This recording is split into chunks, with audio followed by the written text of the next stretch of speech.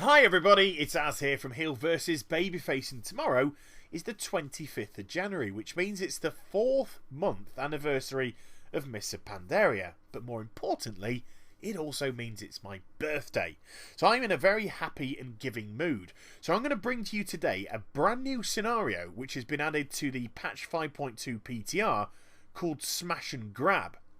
Now, I seem to be the only person, a little bit like To the Skies, that can access this scenario. Maybe because this is a character copy and not a template, I've got the item level that's sufficient enough to access it. And on the floor there we have 4, and they are very live, traps.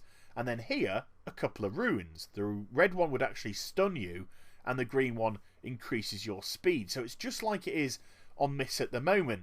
And then scattered around the sides of this Colosseum-esque area are various mobs. Some of them you can loot, some of them you can't. So I decided just to go round the whole of this place, kill everything that I possibly could, and see what happens. And initially, at first glance, especially on this recording, this is probably about the 3rd time of asking that I came here. Believe me, when you see later on in the video, you'll understand why I came back and back and back and back and back. And so far, you haven't seen anything special, and you haven't seen anything particular of interest that drops. And that will continue when I decide to loot these mobs here. But it wasn't this time round that they dropped something very interesting indeed. It was the time before, which I also recorded. So when I killed them that previous time, I loot the bodies and they drop a sky shard. Now, if you don't know what a sky shard is, you need 10 of them to get rid of the shield that surrounds Alani in Vale of Eternal Blossoms that will allow you to pull her, kill her, and get her as a mount. So really funky stuff. And next to them, we had these couple of Zandalari warriors with a big stone Mogu. Run in front of the Mogu, it activates a big frontal cone smash that will actually help destroy those Zandalari in front of you. Pretty cool stuff. And then finally, we've got a big ass elite level 90 that suffers from the same kind of problems of the rare elites on Isle of the Thunder King at the moment. Seriously high health pools, but very low damage output. That little bit of damage that you see on my pet is the only damage that it took in the whole of that fight. But never mind. So I was left a little bit kind of confused as to exactly what's meant to be going on here. Because this area has nothing to do with stage 1. You've got to speak to Tao Shi, and she's actually at the right hand side of this door here. So what on earth was that? So I decided to come back, go through this door here. If you do speak to Tao Shi, she doesn't actually progress stage 1. This is by far from finished, this scenario. So I wasn't worried about that in the slightest. But she says something very interesting when you do talk to her. She says, pass me the key, I'll open this gate, and then get in there up against the clock and loot as many treasure chests as you possibly can. So I go through the door. You don't need a key at the minute because it's unfinished. And then scattered around all these areas are treasure chests. Now, if I loot them at the moment, I'm getting various amounts of gold. So I was thinking to myself, is this just a method for Blizzard to increase your gold ratio? You know, bear in mind, you'll be coming in here with 2 other people, so there'll be 3 in total. So instead of me getting 6 gold and 8 gold, I would actually be getting 2 gold and maybe, you know, just a little bit short of 3 gold for those 2 loots. But no, there's a little bit more to this than meets the eye. We've got those Elder Charms of Good Fortune. Remember, they've been moved from a maximum of 10 to now a maximum of 20. It said there's an internal bag error because although they've changed the number that you can actually loot, they haven't as yet changed the permission, so I still can't go past 10. And there, I pick up 7 motes of harmony. So I'm suddenly thinking, hey up, this is not just a method for you to get good amounts of gold. This is actually potential for you to get decent amounts of crafting materials as well. Bear in mind, again, how difficult it is to lay your hands on those. A full-on Spirit of Harmony.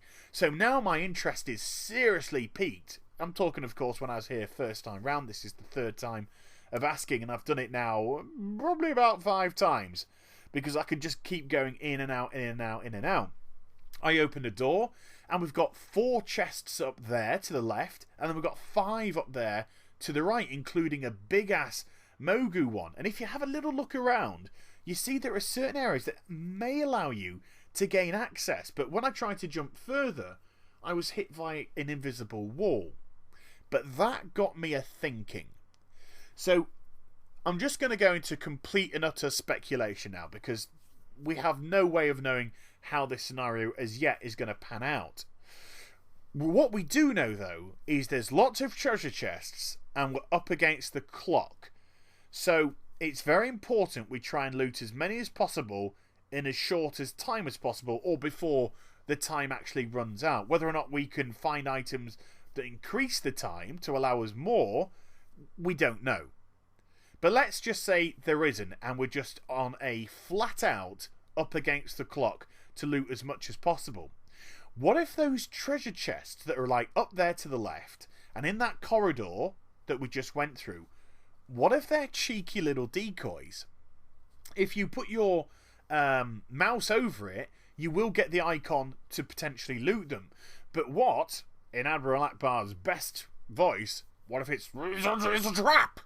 What if it is a trap? What if it's there designed to try and waste your time to access them, to loot them, when there genuinely isn't any method of getting to them? Here, we've got a couple that are at the top to the left there, and then we've got this one down here at the bottom. So I decide, can I get to this big-ass treasure chest up here? Now, the first block is a big block, and I can't jump onto it. I'm too small. But the next block up is smaller, and I would be able to jump up on there. So if I was on the actual live scenario right now, would I just be wasting my time to try and find a way up there? And that's time that could have been spent looting these ones here that are on the ground and in better positions. And initially I saw that lever by the door on the left hand side and thought, that will probably be activated for me to open the door. But I get to the other side and there's also another lever. So what about if you use the levers? Are they going to destroy some of the blocks, which might make the treasure chests easier to access? Or do something along those lines, maybe raise up a platform for you to actually get to them? Because here again, we've got 4 of those at the top.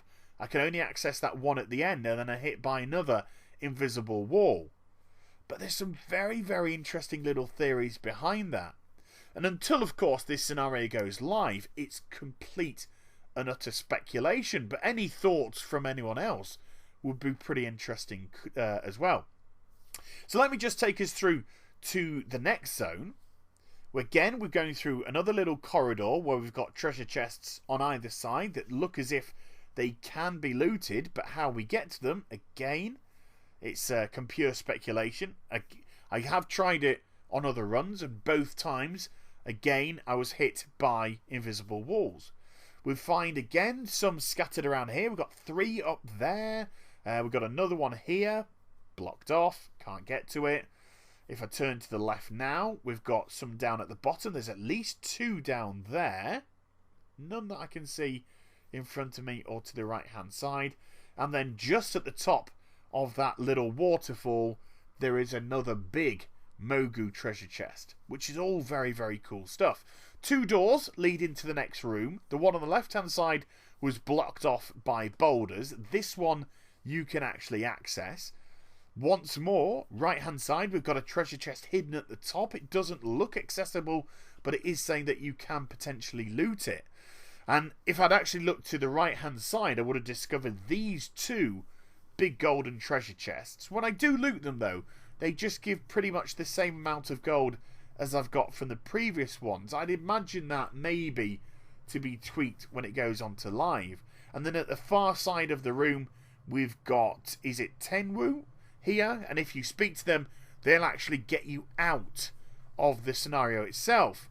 Just move a little bit further north and we're hit by an invisible wall and we can't progress any further. So very, very interesting indeed. It also puts a completely different slant on scenarios. Is this the first scenario I'm actually going to genuinely really like? Because we've got rid of that stupid non-danger element with killing mobs, and now we've just got something completely fresh and new. Hardly any mobs whatsoever in this scenario so far. So let me know what you think, but I hope you enjoyed the video. Please do like, comment and subscribe to my channel. Follow me on Twitter and also like my Facebook, and I'll be back, believe me, with a lot of stuff very soon. Take care everybody. Bye bye.